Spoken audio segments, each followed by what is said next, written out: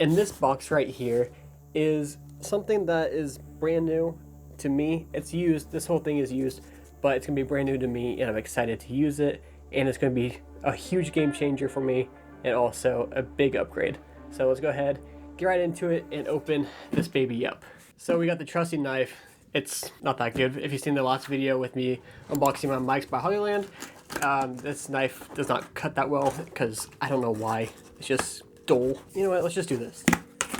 That was so much faster. All right, put the knife away. We don't need this little piece of crap anymore. Open it up. And before we hop into this, I did go through mpb.com for this because I find the best deals there. And honestly, it's the best place to buy camera gear, in my opinion, from what I've seen. I spent about $3 grand on mpb, and to me, that's a very fair price for what I'm about to show you. And with all this to be in their original boxes too is making it nicer because it's more of like a brand new type of unboxing experience. So let's go ahead and start with the not so exciting thing first.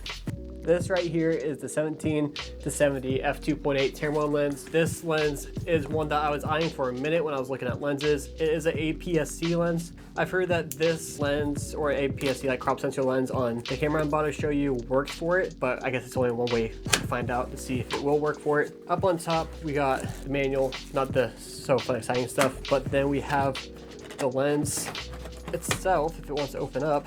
There we go. The box we don't really need. We have the lens itself, the 17 to 70 f2.8 lens by Tamron.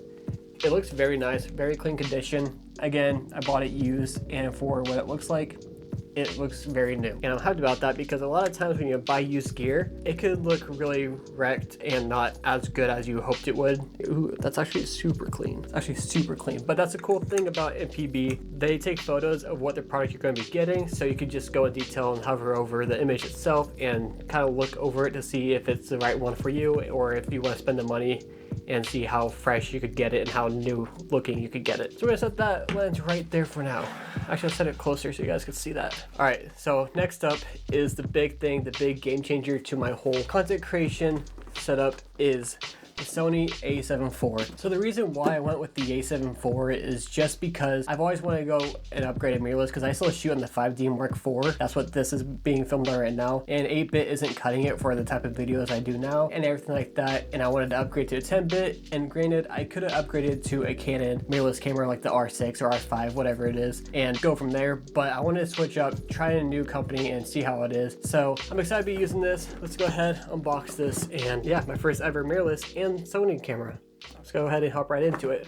Now, one reason why I kind of waited on getting mirrorless is just because, one, the money. I just didn't have enough money during the time to upgrade and all that stuff, but now I have the money to do so, and that's exactly what I'm doing. And also, I was kind of waiting to find the best camera, and I've always asked people their inputs, and I had a lot of people tell me that A7 IV was a great one for their choice, and honestly, for the type of work that I do, it makes sense. A lot of the gear is lighter, like the 17 to 40 lens and my Canon setup right now that I'm shooting on. It's too heavy for taking like on long trips and like hiking around with it. I wanted to try to find something that's more light and best for my type of shooting. Right here, we got the camera strap. I'm never gonna be using this because I always like carry it in my hand, or I have my Peak Design neck strap that I use. USB-C charging cable, that's what that is. Let's see, this is nothing. There's actually nothing in here. Right here, we got, oh, okay, so it's to the wall. It's a little wall charger. And then right here, we have the camera itself. Now, I'm very excited to open this because I just love that even though this is used, it still has the original packaging and everything, which makes it very unique and awesome.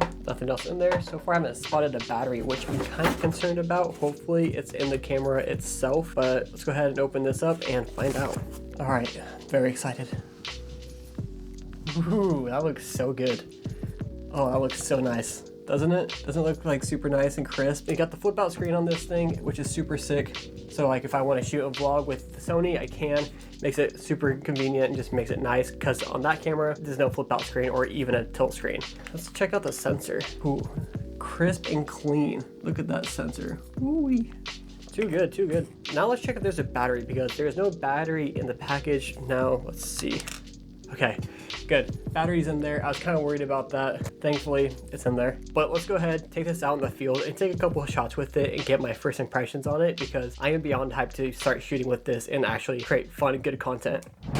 So I decided to come out to the beach only because with how much time I have left for sunset and time of day it was when I got done filming the unboxing part, this part makes the most sense. So I'm actually walking down this amazing little spot right over here that is perfect for this lens. It's a perfect test for it, especially since I can shoot wide and also make it a nice compressed looking shot. So I could do 2 different shots with the lens and try it out and give it a real test, as well as the camera itself. Now, I did mess with the settings already to like my liking. I changed the function keys and everything like that on the Sony. That way I am faster and more efficient with it. Kind of made it similar to how my Canon is. So it's just like very like muscle memory at that point. When you walk down this way a little bit, get set up and start shooting. It really is such a perfect day to come out and shoot though. So having the camera come in today with actual clouds out and stuff, because lately it's been pretty cloudy, it's like meant to be. It could not be any better. So I'm excited. So right away when I was walking down here, I realized how light this camera is compared to that camera, just because I just don't know why. I think it's because it's mirrorless, there's less parts in it and all that fun stuff, but the lens does make it front heavy, so if it's like on something, it'll make it like lean forward a bit more. But I mean, carrying around stuff on my Peak Design clip right here is almost unnoticeable, because with that camera, I'd feel it like lugging me to the side and like I'll be walking, I feel it just like pushing me, like pulling me this way. Compared to now, it's like perfect. Like, yeah, before I could like still do all this stuff obviously, but having it this much lighter is a game changer for me, especially since I am such an on-the-go shooter. It's nice to have the capability and lightness of this, and like the lightweight is just prime for me, so it makes everything a lot easier, and it just makes me be able to feel like I can move faster. And I know at that point it's like a placebo effect type of thing, but still, just having it that light and like be ready to shoot, it's so nice. But other than that, let's see how much time we got. Invisible watch, what you gotta say? 20 minutes, I'd say. 20, 30 minutes till sunset. So let's go ahead and start shooting and stop yapping. So I'm gonna be shooting this first because it looks like a painting and it looks so good. Just the blues and like the little bit of clouds up on top just make it like that much better. So I'm gonna shoot this way, and there's some seagulls out today too. So if they fly around and get in the shot, that'll make it perfect. But if not, it's not the end of the world. I still like how it is with like the rolling waves and all that stuff. All right, right off the rip, it's way too bright, so I gotta fix that. This is a moment in history. First shot of owning a mirrorless camera, a mirrorless Sony camera at that, coming from a Canon fanboy. First shot, got the settings right. Let's see how this goes. All right, first shot, 70 millimeter. Wait for the right wave to come by, and 3, 2, 1. Woo! That sounds so nice. Oh, this thing's gonna be crazy to make content with, especially like GIFs, because I can shoot so fast at a rapid fire. Oh, hold up, wave. Ooh, that was a good one. I like that one a lot more already. Another thing I forgot to mention is I don't have a variable ND filter on this lens. That lens, I have one. This one, I don't have one yet, so I need to order one because right now I have to crank my shutter up to about 500, when realistically I could be shooting around 125, 200. It's kind of like a little different. It kind of reminds me of back when I first started photography, where I didn't even have any filters for like a year, I think it was. So I was just trying to compromise and just make it work for what I had. And that's what it's reminding me of right now, and it's just a good feeling. So real fast, this thing behind me is like dead branches or whatever this is. It's gonna be a good foreground shot for this view right here. So I'm going to get down low real fast and shoot through it. That way I could create some depth in my photos with the foreground, where I could have this as like I'm shooting through it, and this would be all blurred out, while my subject, that rock way in the distance over there, will be in focus. So that way it just draws your eye right into that subject. Oh wow, okay. I'm not gonna lie, I am loving this. Let's bring this up a little bit. Now let's try shooting that over there. Oh yeah, that. Sony, this is insane. Okay, sorry Canon, but Sony killed it with the A7 IV. Just saying, I'm loving it. The clouds are changing color too. It's turning prime perfect conditions. And I am just in love. Now I see what the hype is all about, because this thing is crazy.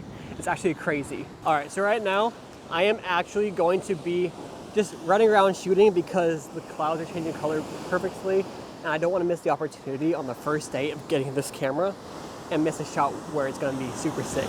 So, oh, hold on, this is perfect. Perfect, oh. This is such a great versatile lens too. I might do a full-on review with this lens because it's just too damn good. Like, I don't get it. Like, is this what I've been missing? I've been missing this the entire time. Ugh. I'm mad at myself now. I should have just gone to Sony way sooner. everyone told me to go Sony. You're right, thank you for that. I just wish I had a variable ND filter for this, so that way I could actually get some proper shots and change the settings how I'm used to setting it. But with this little bit of a challenge, it's kind of cool. Oh, please. Yes, yes, that is the shot. That's the shot. I'm done. I'm already done for the day. I'm already done for sunset. I just got the shot. I got the shot. All right, well, the sun's starting to go down. I got that shot that I'm very happy about. I think that is the shot, and I cannot wait to go home and edit these. But that's gonna be it for me for today. If you guys do like this unboxing video of the A7 IV and the Tamron 17 to 70 f2.8, let me know by liking the video. I'm excited to use it not only for personal work, but also client work, and just produce a lot better content with a higher quality camera. Considering it is mirrorless, it does have the capability of not being so noisy in a lot of photos. And even on top of that, I could use Lightroom's denoise AI thing, and that works pretty well for a lot of shots that I do that do have noise. But go ahead, leave a comment if you have used A7 IV and you have any tips for me. Let me know in the comments below, and be sure to subscribe with bell notification turned on so you don't miss out on a future video. But with all that said and done, I will see you guys on the next adventure.